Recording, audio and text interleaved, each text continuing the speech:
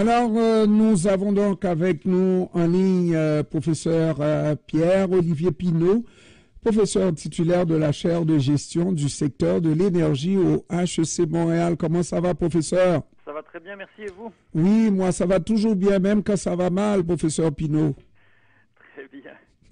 Professeur, dites-moi, il y a toujours une possibilité, la campagne n'est pas commencée encore, mais on voit des tendances que le Parti conservateur devrait détrôner le Parti libéral et on connaît l'opinion du chef Pierre Poilievre. Éventuellement, il pourrait abolir la taxe carbone, c'est littéralement être ou ne pas être.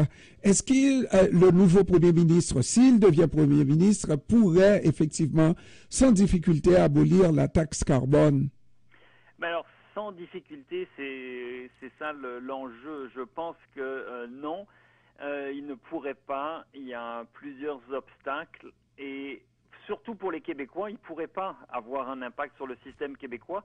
Parce que bon, c'est pas toujours simple et toujours bien compris, mais la taxe carbone fédérale dont on parle beaucoup actuellement, elle ne s'applique pas au Québec, ni d'ailleurs à d'autres provinces comme la Colombie-Britannique, parce qu'au Québec, on a un système particulier qui s'appelle le marché du carbone.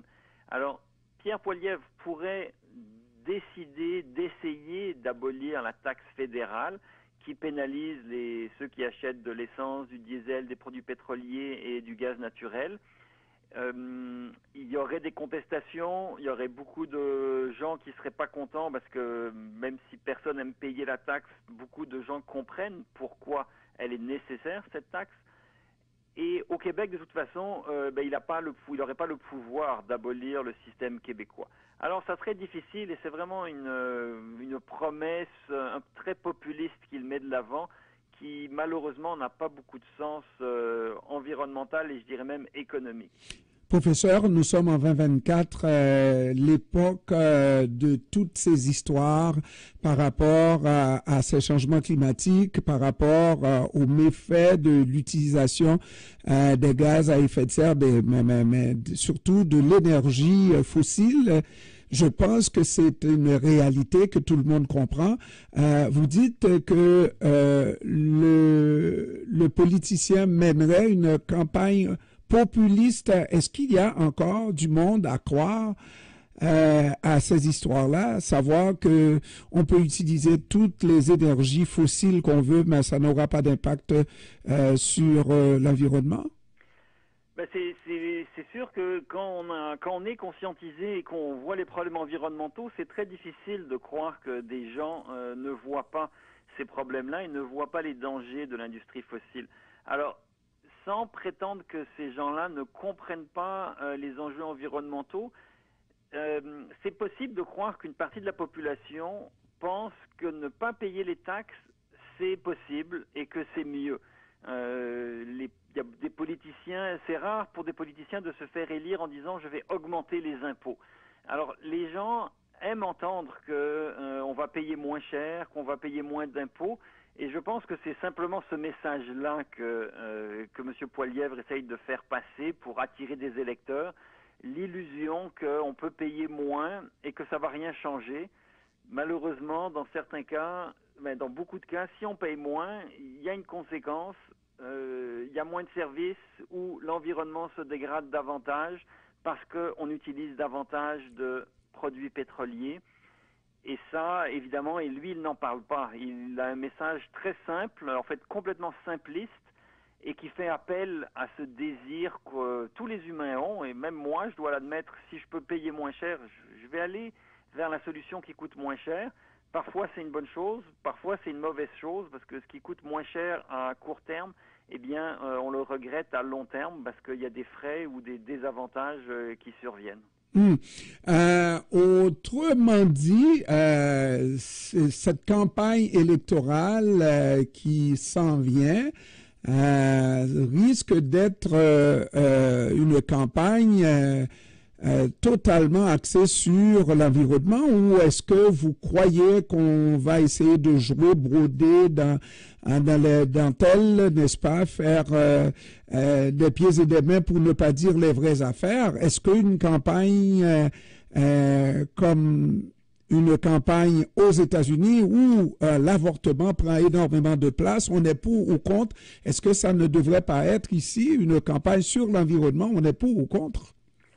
Alors, bon, c'est encore difficile de dire parce que vous savez, les élections n'auront lieu qu'en 2025, donc dans plus d'un an en fait, parce que si ma mémoire est bonne, ça va être l'automne 2025. Donc, il y a encore du temps. Ceci dit, c'est sûr que le Parti conservateur du Canada ne semble pas s'enligner vers une campagne avec des arguments très élaborés. Donc, ça va être effectivement quelque chose du pour ou contre. Et est-ce qu'on veut plus de liberté, moins d'impôts, moins de taxes, pour ou contre? Et alors, on a l'impression qu'il y a des solutions faciles. Malheureusement, la réalité ne se résume pas à du pour et du contre. Il y a énormément de nuances et ça serait souhaitable que les politiciens puissent mieux expliquer la manière dont ils vont aborder ces nuances-là et les raisons qui les poussent à vouloir faire payer plus cher certaines choses pour pouvoir protéger la population d'impacts environnementaux, pour pouvoir investir dans des programmes sociaux. Mais parfois, ça demande du courage, ça demande certaines dépenses, et il faut payer pour ces dépenses-là. On ne peut pas toujours s'endetter.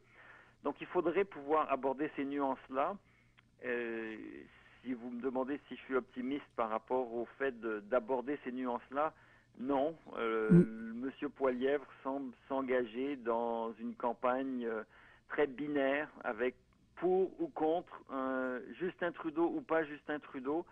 Et malheureusement, ça n'élève pas le débat public. Et en ce qui concerne l'environnement, c'est tellement complexe et les solutions ne sont pas simples non plus qu'il faudrait pouvoir mieux développer les solutions possibles et les manières de changer notre société. Non, M. Pinault, c'est pas cette question-là que je vous posais, que je vous poserai encore plus directement. Est-ce que, parce que vous avez dit, les politiciens risquent de faire leur représentation et puis avec tous les détours qu'ils peuvent prendre, est-ce que les scientifiques ne doivent pas s'engager aussi? Est-ce que les membres de la société civile ne doivent pas prendre leurs responsabilités et s'impliquer dans un tel débat pour effectivement sauver ce qu'on peut sauver encore?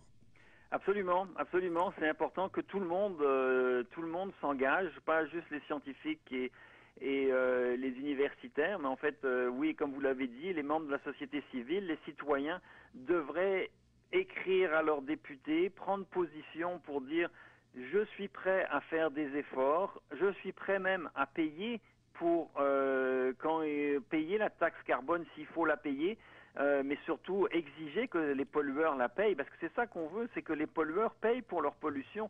Et c'est ça le grand problème de notre société, c'est que beaucoup de pollueurs, trop de pollueurs, ne payent pas.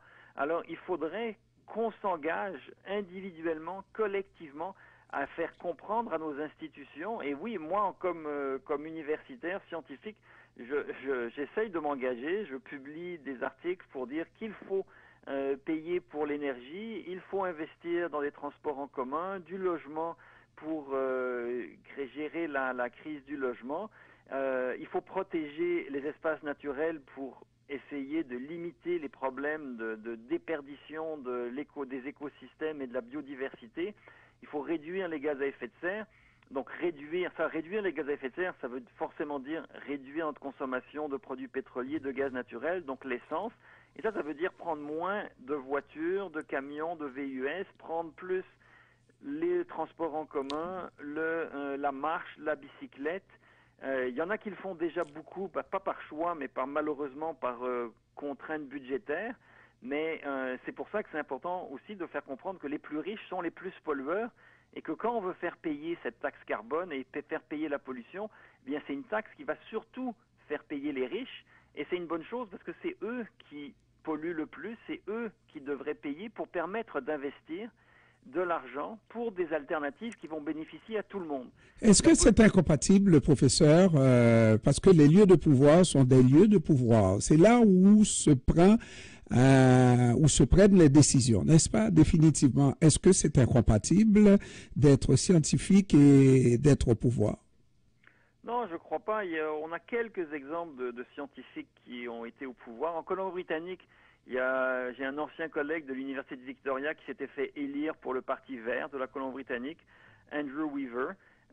Même si vous vous rappelez, au Parti libéral du Canada, il y avait eu Michael Ignatieff, qui était un professeur scientifique qui s'était fait élire, et même Stéphane Dion était professeur de sciences politiques, donc un politicologue très réputé. Il est encore actif comme ambassadeur. Donc, c'est pas incompatible, mais malheureusement, c'est vrai que parfois les scientifiques n'ont pas un langage qui rejoint les électeurs. Et ça, ça peut être un problème, qu'il n'est pas facile de rejoindre les électeurs, pas facile de se faire aimer. Alors, on est parfois dans une course à l'image, une course au slogan, à la simplification. Il faudrait trouver un meilleur équilibre. Vous, à la radio, et c'est bien, vous prenez le temps de discuter, mais vous savez, dans beaucoup de médias sociaux, si on regarde TikTok, là, on serait déjà passé à un autre clip là, en l'espace de quelques secondes. Et ça n'aide pas à élever le débat, et ça peut favoriser malheureusement des politiciennes et des politiciens qui vont vers des images simplistes et plutôt que de déployer un discours plus nuancé. Et dernière question, vraiment, la taxe carbone, c'est une bonne chose, on l'a dit, et je vous suis. Mais par contre, il ne s'agit pas de remplir des coffres et de ne pas dépenser justement c'est le cas du Québec, n'est-ce pas, pour faire le travail que cette taxe est censée servir à faire, quoi. Absolument, absolument. Au Québec, on a 1,7 milliard de dollars dans le coffre-fort du ministère de l'Environnement, qui a été récolté avec justement l'équivalent de la taxe carbone québécoise. Le gouvernement québécois ne dit pas comment il va le dépenser, cet argent-là, alors qu'on sait, on a une crise du transport en commun au Québec. Les villes du Québec ne savent pas comment elles vont pouvoir soutenir le transport en commun. C'est un service essentiel, c'est un service qui aide souvent les moins fortunés. Alors, ça serait une belle occasion à la fois de rendre un service social essentiel, tout en mettant des alternatives à l'utilisation de la voiture. Il y a aussi dans le logement social des choses qu'on pourrait faire. Évidemment, il faudrait construire des bâtiments qui sont efficaces, qui utilisent peu d'énergie. Et c'est des manières dont le gouvernement pourrait s'inspirer là pour dépenser cet argent-là. Malheureusement, il ne le fait pas. Pierre-Olivier Pinault, professeur titulaire de la chaire de gestion du secteur de l'énergie au HEC Montréal. Si vous changez d'idée, professeur, je vous suis. Hein? Merci beaucoup. Merci. À une prochaine fois. Au revoir.